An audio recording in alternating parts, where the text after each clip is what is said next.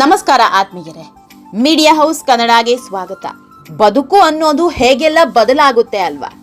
ಅದರಲ್ಲೂ ಈ social media ಅನ್ನೋದು ಬಂದ ಮೇಲೆ ಯಾರ್ಯಾರ ಬದುಕು ಹೇಗೆ ತಿರುವು ಪಡೆದುಕೊಳ್ತಾ ಇದೆ ಅನ್ನೋದನ್ನ ಊಹಿಸಿಕೊಳ್ಳೋದಿಕ್ಕೂ ಆಗ್ತಾ ಇಲ್ಲ.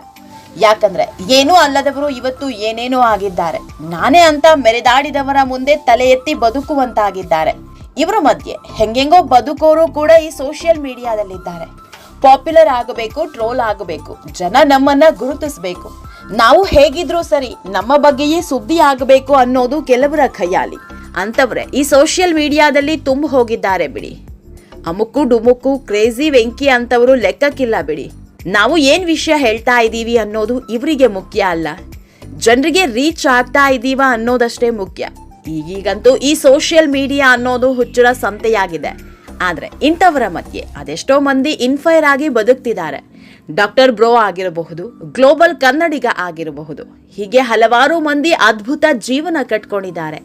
ನಮಗೂ ಒಂದಿಷ್ಟು ಒಳ್ಳೊಳ್ಳೆ ಮಾಹಿತಿ ಕೊಡೋದ್ರ ಜೊತೆಗೆ ತಾವು ಕೂಡ ಫೇಮಸ್ ಆಗಿದ್ದಾರೆ. ಇದೇ ಸೋಷಿಯಲ್ ಮೀಡಿಯಾದಿಂದ ಬಂದು ಸ್ಟಾರ್ ಆದವರು ಕೂಡ ನಮ್ಮ ಮಧ್ಯೆ ಇದ್ದಾರೆ. ಬೇರೆಲ್ಲ ಯಾಕೆ, ಕಳೆದ ಬಾರಿ ಬಿಗ್ ಬಾಸ್ಗೆ ಬಂದಿದ್ದ ಕಾವ್ಯ ಆಗಿರಬಹುದು, ಸ್ಪಂದನ ಆಗಿರಬಹುದು, ಗಿಲ್ಲಿ ಆಗಿರಬಹುದು, ಇವರೆಲ್ಲರೂ ಸೋಷಿಯಲ್ ಮೀಡಿಯಾ ಮೂಲಕವೇ ಈ ಮಟ್ಟಕ್ಕೆ ಬೆಳೆದಿದ್ದು, ಇವತ್ತು ಕರುನಾಡು ಗುರುತಿಸುವಂತೆ ಮಾಡಿದ್ದು.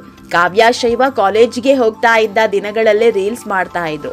ಟಿಕ್ಟಾಕ್ ಇದ್ದ ಕಾಲದಲ್ಲಿ ಸಿಕ್ಕಾಪಟ್ಟೆ ಫೇಮಸ್ ಆಗಿದ್ರು. ಮಂಡ್ಯ ಭಾಗದಲ್ಲಿ ಈ ಹೆಣ್ಣು ಮಗಳ ಹವಾ ಜೋರಾಗಿತ್ತು. ಆಗ ತಾನೇ ಹುಟ್ಕೊಂಡಿದ್ದ ಟಿಕ್ಟಾಕ್ ಮೋಡಿಗೆ ತುಂಬಾ ಜನ ಮನಸೋತಿದ್ರು. ಹೀಗಾಗಿ ಕಾವ್ಯ ಕೂಡ ಸಿಕ್ಕಾಪಟ್ಟೆ ಸದ್ದು ಮಾಡ್ತಾ ಇದ್ರು. ಇವರ ಹಾಗೆ ಸೋಷಿಯಲ್ ಮೀಡಿಯಾ ಮೂಲಕವೇ ಇವತ್ತು ಬಣ್ಣದ ಬದುಕಿಗೆ ಕಾಲಿಟ್ಟವರು ಸ್ಪಂದನ ಸೋಮಣ್ಣ. ಸ್ಪಂದನಾರನ್ನ ಇವತ್ತು ಇಡೀ ಕರುನಾಡು ಗುರುತಿಸ್ತಾ ಇದೆ ಅಂದ್ರೆ ಅದಕ್ಕೆ ಕಾರಣ ಈ ಸೋಷಿಯಲ್ ಮೀಡಿಯಾ. ಸ್ಪಂದನಾಗೆ ಏಕಾಏಕಿ ಅವಕಾಶ ಹುಡ್ಕೊಂಡು ಬಂದಿದ್ದಲ್ಲ, ಮೊದಲೆಲ್ಲ ಚಾನ್ಸೇ ಸಿಕ್ಕಿರ್ಲಿಲ್ಲ. ಆಗ ವೇದಿಕೆಯಾಗಿದ್ದೆ ಸೋಷಿಯಲ್ ಮೀಡಿಯಾ. ಸೋಷಿಯಲ್ ಮೀಡಿಯಾದಲ್ಲಿ ಇವರು ಹಾಕ್ತಾ ಇದ್ದ ಹಾಟ್ ಫೋಟೋ ಹಾಗೂ ವಿಡಿಯೋಗಳು ಸಿಕ್ಕಾಪಟ್ಟೆ ಸದ್ದು ಮಾಡ್ತಾ ಇದ್ವು. ಇವರು ಯಾರಪ್ಪ, ಯಾವ ಹೀರೋಯಿನ್ಗೂ ಕಮ್ಮಿ ಇಲ್ವಲ್ಲ ಅಂತ ತುಂಬಾ ಜನ ಮಾತನಾಡ್ಕೊಂಡಿದ್ರು. ಇಂಥ ಹೊತ್ತಲ್ಲೇ ಅವಕಾಶ ಹುಡ್ಕೊಂಡು ಬಂದಿದ್ದು. ಕಲರ್ಸ್ ಕನ್ನಡ ಸೀರಿಯಲ್ನ ಕರಿಮಣಿ ಧಾರಾವಾಹಿಯಲ್ಲಿ ನಟಿಯಾಗಿ ಆಯ್ಕೆಯಾಗ್ತಾರೆ. ಇಲ್ಲಿಂದಲೇ ಸ್ಪಂದನ ಬದುಕು ಬದಲಾಗಿದ್ದು ಇವತ್ತು ದೊಡ್ಡ ಅವಕಾಶ ಹುಡ್ಕೊಂಡು ಬರ್ತಿರೋದು. ಇದೆಲ್ಲದ್ರ ಬಗ್ಗೆ ಇವತ್ತಿನ ವಿಡಿಯೋದಲ್ಲಿ ಹೇಳ್ತಾ ಹೋಗ್ತೀವಿ. ಅದಕ್ಕೂ ಮೊದಲು ನೀವಿನ್ನೂ ನಮ್ಮ ಚಾನೆಲ್ನ ಸಬ್ಸ್ಕ್ರೈಬ್ ಮಾಡಿಲ್ಲ ಅಂದರೆ ಮಿಸ್ ಮಾಡಬೇಡಿ, ಈಗಲೇ ಸಬ್ಸ್ಕ್ರೈಬ್ ಮಾಡಿ. ಈ ವಿಡಿಯೋನ ಕೊನೆವರೆಗೂ ನೋಡಿ, ನಿಮ್ಮ ಅನಿಸಿಕೆಗಳನ್ನು ಕಾಮೆಂಟ್ ಮಾಡಿ. ಆತ್ಮೀಯರೇ, ಕಲರ್ಸ್ ಕನ್ನಡದ ಕರಿಮಣಿ ಸೀರಿಯಲ್ನಲ್ಲಿ ನಟಿಸಿದ್ದ ಸ್ಪಂದನಾಗೆ ಒಂದೊಳ್ಳೆ ಹೆಸರು ತಂದುಕೊಡ್ತು. ಅಭಿನಯದಲ್ಲೂ ಚತುರೆ ಅನ್ನುವಂತೆ ಮಾಡಿಬಿಡ್ತು. ಆದರೆ ಅದ್ಯಾಕೋ ಈ ಸೀರಿಯಲ್ ಕತೆ ಅಷ್ಟಕ್ಕಷ್ಟೇ ಆಗೋಯ್ತು. ನಿಧಾನಕ್ಕೆ ಜನ ಮಣ್ಣನೆ ಕಳೆದುಕೊಳ್ತಾ ಇದ್ದ ಹೊತ್ತಲ್ಲೇ ಈ ಧಾರಾವಾಹಿ ನಿರ್ದೇಶಕರು ಕೂಡ ಆತ್ಮಹತ್ಯೆ ಮಾಡಿಕೊಂಡ್ರು. ಇದರ ಮಧ್ಯೆ ಒಂದಿಷ್ಟು ತಿಂಗಳು ಈ ಸೀರಿಯಲ್ ಪ್ರಸಾರ ಆಯಿತು. ಆಮೇಲೆ TRP ತೀರಾ ಕೆಳಗಿಳಿಯೋದಕ್ಕೆ ಶುರುವಾಗ್ತಾ ಇದ್ದಂತೆ ಸೀರಿಯಲ್ ನಿಲ್ಲಿಸಿದ್ರು. ಆಮೇಲೆ ಸ್ಪಂದನ ಬಿಗ್ ಬಾಸ್ಗೆ ಬಂದಿದ್ದು ಇಡೀ ಕರ್ನಾಟಕದ ಜನರಿಗೆ ಚಿರಪರಿಚಿತವಾಗುವಂತೆ ಆಗಿದ್ದು. ಬಿಗ್ ಬಾಸ್ ಮುಗಿದ ಮೇಲೆ ಸ್ಪಂದನ ಎಲ್ಲೂ ಕಾಣಿಸ್ತಿಲ್ಲ. ಬಹುತೇಕರೆಲ್ಲ ಆ ಕಾರ್ಯಕ್ರಮ ಈ ಕಾರ್ಯಕ್ರಮ ಅಂತ ಬ್ಯುಸಿ ಆಗಿದ್ದಾರೆ. ಅಲ್ಲದೆ ಕೆಲವರು ಭೇಟಿ ಕೂಡ ಆಗ್ತಿದ್ದಾರೆ. ಅಷ್ಟೇ ಅಲ್ಲ, ಕಲರ್ಸ್ ಕನ್ನಡದವರು ಕೆಲವು ಸ್ಪರ್ಧಿಗಳನ್ನ ತಮ್ಮ ಕಾರ್ಯಕ್ರಮಕ್ಕೂ ಕರೆಸ್ತಿದ್ದಾರೆ. ಮೊನ್ನೆ ತಾನೇ ಅಶ್ವಿನಿ ಹಾಗೂ ರಘು ಬಂದಿದ್ರು. ಆಮೇಲೆ ಸೀರಿಯಲ್ ಸಂತೆಯಲ್ಲಿ ಗಿಲ್ಲಿ ಕಾಣಿಸ್ಕೊಂಡಿದ್ರು.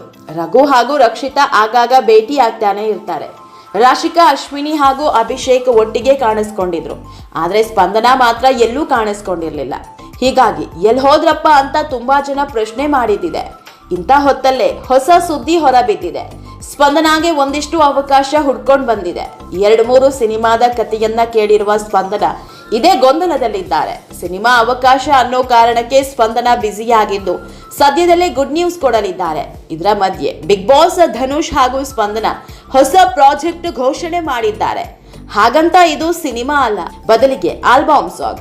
ಜಿನುಗೋ ಮಳೆ ಅನ್ನೋ ಆಲ್ಬಮ್ ಸಾಂಗ್ ಮಾಡ್ತಾ ಇದ್ದಾರೆ. ಆಕಾಶ್ ಉನ್ನಿಕೃಷ್ಣ ನಿರ್ದೇಶನ ಮಾಡ್ತಾ ಇದ್ದು ಯುನಿಕಾರ್ನ್ ಎಂಟರ್ಟೈನ್ಮೆಂಟ್ ನಿರ್ಮಾಣ ಮಾಡ್ತಾ ಇದೆ. ಆತ್ಮೀಯರೇ, ಈ ವಿಡಿಯೋ ನಿಮಗೆ ಇಷ್ಟವಾದಲ್ಲಿ ಲೈಕ್ ಮಾಡಿ, ಶೇರ್ ಮಾಡಿ, ಕಾಮೆಂಟ್ ಮಾಡಿ. ಇನ್ನೂ ನಮ್ಮ ಚಾನೆಲ್ನ ಸಬ್ಸ್ಕ್ರೈಬ್ ಮಾಡಿಲ್ಲ ಅಂದರೆ ಮಿಸ್ ಮಾಡಬೇಡಿ, ಈಗಲೇ ಸಬ್ಸ್ಕ್ರೈಬ್ ಮಾಡಿ.